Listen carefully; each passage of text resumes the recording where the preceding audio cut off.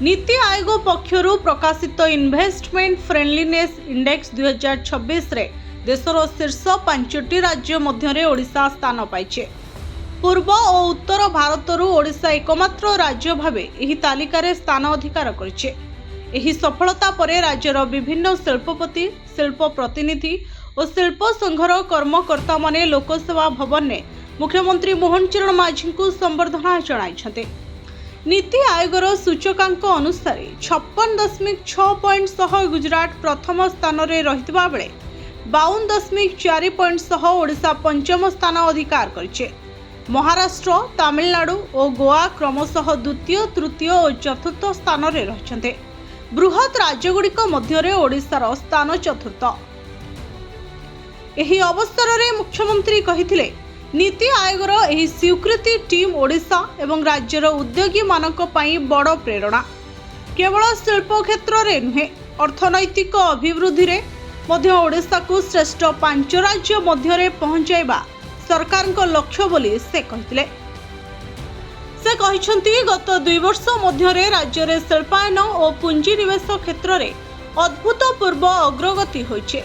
सरकार 5 वर्ष रे 5 लाख कोटी टंकार पुंजी निवेशर लक्ष्य रखिथिबा बेले मात्र 2 वर्ष रे 3 लाख कोटी टंकारु अधिक निवेश सुनिश्चित होइछे। मुख्यमंत्री सूचना अनुसार गत 2 वर्ष रे ओडिशा प्राय 20 लाख कोटी टंकार पुंजी निवेश प्रस्ताव आकर्षित करछे। वर्तमान सुधा 453 शिल्प प्रकल्प को मंजूरी मिलिथिबा बेले एथिरु 9.50 लाख कोटी टंकार निवेश एवं प्राय 2.50 लाख नियुक्ति सुजोग सृष्टि हेबो। यह छड़ा 3.11 लाख कोटी टंकार 152 प्रकल्पर उद्घाटन और शिलान्यास हो सारिछे। शिल्प मंत्री संपत स्वाई कहिसंते एही रैंकिंग केवल एक स्थान नुहे बरं ओडिशा प्रति निवेशक मानक विश्वासर प्रतिफलन।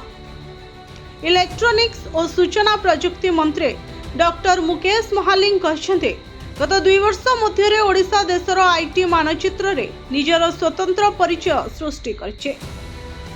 सीआईआई ओडिशार अध्यक्ष अनिल सिंह कहिसंते सरकार, शिल्पपति और प्रशासन मिलित भावे टीम ओडिशा मनोभाव रे काम करुथबारु राज्य एही सफलता हासिल करछे। आईसीसी ओडिशार चेयरमैन राजीव साहू कहिसंते मुख्यमंत्री नेतृत्व रे प्राय प्रतिदिन ओडिशा शिल्प क्षेत्र रे नुआ सफलता हासिल करछे।